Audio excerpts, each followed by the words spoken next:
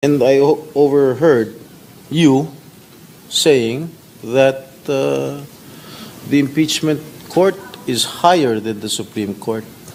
Do you still stand by your statement that the impeachment court is higher than the Supreme Court? Because I am not a lawyer, but I studied law for 4 years, but I really beg to disagree that the impeachment court is higher than the Supreme Court, Mr. President.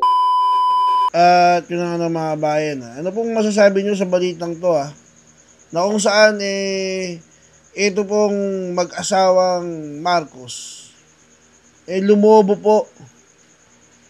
po ang kanilang yaman 3 years pa lang nang sila ay umupo bilang Pangulo. Mantakin mo mga bayan, bilyon na ang nilaki ng yaman ng mag-asawang to. Partida, declared pa lang yan. Wala pa po din yung mga 100 billion na diba? Insertion. Wala pa po din yung mga tongpats. Pantakin mo, 3 years ka pa lang, lumobo na ng ganyan yung yaman mo. Samantalang si Pangulong Duterte, nakita niyo po ba yung bahay ng dating Pangulo? Hindi man lang maparehenov-renov mga kabayan. Diyan mo makikita talaga mga kabayan kung sino po talaga yung sabihin na nating kumikikback. Kasi kung kumikikback si Pangulong Duterte nun, alam nyo na po, diba may mansion na po, may helicopter na, may mga jet na po si Pangulong Duterte o alin man sa kanyang mga anak. Pero doon nyo po makikita na wala po talagang kickback na nangyari. Di po ba? Ito po, unahin na po muna natin ito panoorin po natin Ito po ang balita ng GMA7 patungkol nga po dyan sa biglang paglobo ng yaman ng pamilya Marcos. Hinimay ng GMA Integrated News ang Statement of Assets, Liabilities and Net Worth o SALN ng dalawang pinakamataas na opisyal na bansa na mula sa opisina ng Ombudsman. Ang kanilang itinalang yaman, tinutukan ni Sandra Aguinaldo.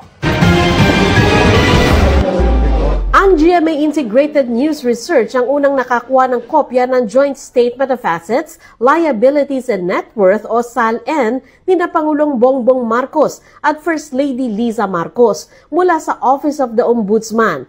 Para sa taong 2024, nagdeklara sila ng 21 piraso ng real estate properties, kabilang ang mga lote at bahay na nagkakahalaga ng mahigit 142 million pesos. Nagdeklara naman sila ng personal properties, kabilang ang cash, investments, alahas, sasakyan at mga paintings na nasa 247 million pesos. Kabilang dyan ang isang Mercedes-Benz Maybach na nasa 10.5 million pesos ang halaga. Ang koleksyon ng paintings ng mag-asawang Marcos aabot sa 126 na piraso, kabilang ang ilang likha ng mga itinuturing na Filipino masters.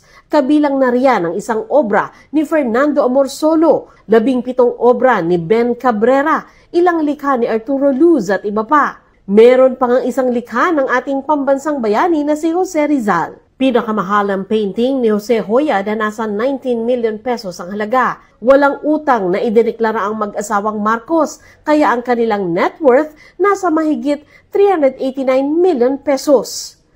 Pero sa isinumiting SALN ng Pangulo, makikita ang isang Annex D, kung saan may ibang nakalagay na net worth na nasa 1.375 billion pesos. Base ito sa appraisal report ng pribadong appraiser na Cuervo Appraisers Inc. Makikita rito na mas mataas ang mga nakasaad na halaga ng mga lupain at personal properties ng Pangulo at First Lady, pati na ang halaga ng mga paintings na kanilang idineklara. Nakasaad sa deklarasyon ng Pangulo na magkaiba ang dalawang nakadeklarang net worth dahil ang isa ay nakabase sa mga alituntunin ng Civil Service Commission, habang ang isa na mas malaki ay nakabase naman sa appraisal ng Cuervo Appraisers na dati na raw ginamit ng Pangulo. Kung titingnan, tumaas ang net worth ng Pangulo mula noong June 30, 2022 nang siya'y maging Pangulo na nasa mahigit 329 million pesos base sa SALN na nakabase sa alituntunin ng CSC. At nasa mahigit 908 million pesos kung pagbabasehan ng appraisal report ng private appraisal firm. Nakuha rin ng GMA Integrated News Research ang SALN ni Vice President Sara Duterte mula sa Office of the Ombudsman. Joint statement nila ito ng kanyang asawang si Attorney Manasseh Carpio. Para sa taong 2024, nagdeklara sila ng real estate properties na nagkakahalaga ng halos 67 million pesos. Kabilang dito ang mga lote, bahay, condominium unit. Nang wala man lang sakaling kingin nung, di ba? Nung inilaki. Doon pa lang sa inilaki. Isipin mo, umabot na 1.3 billion. Yung ari-arian ni Junior. Antakin mo, magkano yung inilaki? 900 million? Samantala kay BP Sara, ilan lang 66. Hindi ka ba nahihiya niyan, sir? Sasabihin mo, walang corrupt, walang kickback. Partida, sasabi ko partida, declare pa lang yan. Declare pa, paano yung mga undeclare? Diba, sasabi po ni Saldico, na 25% ng 100 billion insertion, 25 billion. Di ba? Wala pa dyan.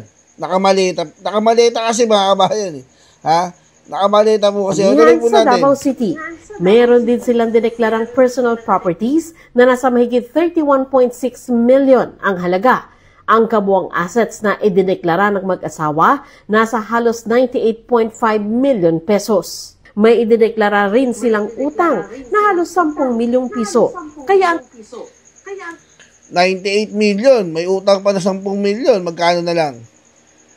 88 million. Isipin mo, wala pa sa kalingkingan. Di po ba?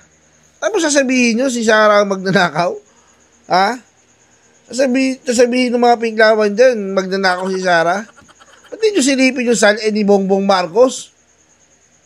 Diba, ang masakit kasi dyan mga kabayan, yung mga pinklawan noon na sinusuka si Marcos, naging tansong loyalista na rin naging pro Marcos na po. Syempre, ikaw ba naman, sampalin ng pera, diba? Pag sinampal ka ng pera, pati prinsipyo mo magbabago May kilala nga ako dyan, isa ayoko na pangalanan, pero attack dog talaga yun Dati, kung ano nang pinagsasabi kay Marcos, na keso, di ba? Daming sekretary, dahil mo sekretary. Para kang, di ba? Di ba, alam niyo, pag maraming sekretary, baka, pinapalabas mo, bobo si Marcos noon. Ngayon, sambang-samba ka kay Marcos. Attack dog talaga. Sinampal ba naman ng pera Pero hindi natin papangalanan kung sino yun, di ba? Ito na natin. Kanilang declared net worth nasa mahigit 88.5 million pesos. Kung ikukumpara sa kanyang SALN, mula nang maging Vice President noong 2022, tumaas ang net worth ng Vice Presidente. Nasa mahigit 71 million pesos ito noong June 30, 2022. Umakyat sa mahigit 77.5 million pesos noong December 2023. At nitong 2024, umabot na sa mahigit 88.5 million pesos. Para sa GMA Integrated News, Sandra Aguinaldo, nakatutok 24 oras. Di ba? Partida, maliit pa lang ang tinaas, pero yung balita ng GMA, kala mo, umabot na. Gundo na. Ito pa lang. Yung mga ginagamit na salita, may hyperbole. Pero sa kay Marcos, umabot na, ganito, ganyan. Wala man lang ganun halatang may, may intention Diba? Halatang may intention. Partida pa nga lang yan. Maliit pa lang yan. Diba? Yung kay Bongbong Marcos, na 900 million yung idinagdag, parang basic lang dagdagan ng 900 million ang kanilang asset. Pagdating kay BP Sara, ganito na! Ganito pa lang! Tapos, ganito na! Diba? Ginagamitan ng hyperbole. Akala mo, mas malaki pa yung nilaki ng asset ni BP Inday Sara. Nagkautang pa nga ng 10 million. Diyos ko po. Di po ba? Maiba naman po tayo dito sa balitang to. Mantakin nyo naman po mga kabayan. Meron po tayo sa isang senador na ingot-ingot po yata Bakit po mga kabayan? Mantakin mo, palalabasin po niya na mas mataas pang Senado kesa Saan mga kabayan? Sa Supreme Court? Diyos ko naman, sir. Mr. Pangilinan. Kaya ka nasasabon ni Senator Jinggoy. Partida, hindi pa po attorney yan si Senator Jinggoy, pero alam po niya na pagdating sa mga desisyon ng batas, sa ligang batas, mas mataas ang Supreme Court. Sabihin mo, mas mataas ka sa Supreme Court. Ay ito, panoorin po natin kung paano po sinoplak ni Senator Jinggoy itong si Kiko Pangilinan. We were discussing a lot of issues, various issues, no? And I overheard you saying that the impeachment court is higher than the Supreme Court. Do you still stand by your statement that the impeachment court is higher than the Supreme Court? Because I am not a lawyer, but I studied law for 4 years, but I really beg to disagree that the impeachment court is higher than the Supreme Court, Mr. President. Well, it is higher in the sense that a sitting Grabe, ilulusot pa talaga. Ilulusot mo pa talaga, sir eh. Di ba? Ilulusot mo ba? Alam mo naman mas mataas sa Supreme Court. Ilulusot mo pa rin talaga yan. Ano tayo magagawa? Magaling po magpalusot tong si Kiko Matching eh. Di mo ba? Magaling magpalusot to si Kiko Matching. Mahihiya po yan dahil kaharap po nila dyan eh. Katabi pa nga po niya eh. Yung mga mga miyembro ng Supreme Court. Ilulusot po niya yan. Diba? Ilulusot po yan ni Kiko Matching. Di na nahiya mga kabayan. Diba? Pantakin mo, sir. Ikaw, naiisip mo mas mataas ka sa Supreme Court.